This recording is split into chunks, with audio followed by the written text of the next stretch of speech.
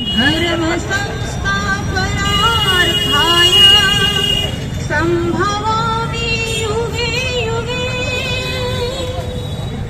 যখনই ধর্মের অধঃপতন দেখি আমরা এবং অধর্মের উদ্ভব হয়, তখনই সাধুদের পরিত্রাণ এবং দুষ্ট লোকের বিনাশ এবং ধর্ম সংস্থাপন করার জন্য পৃথিবীতে অবতীর্ণ হই আমি অর্থে শ্রীকৃষ্ণ।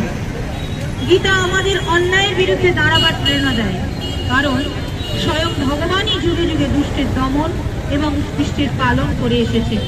ধর্ম রক্ষার জন্য পৃথিবীতে অবতার রূপে নেমে আসেন শ্রীকৃষ্ণ। আমরা আশা করছি আবারও সেই তার অবতারণা হবে।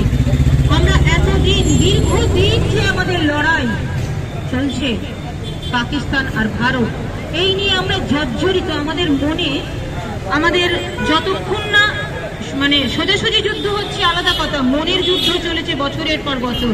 তবে পরিত্রাণ পাবো আমরা জানি না, আশা করব যেন এই যুদ্ধই শেষ যুদ্ধ হয়। আমরা যেন শান্তির নিঃশ্বাস নিতে পারি এরপর, আর যেন কোনো নিহত্যার হত্যা না হয়।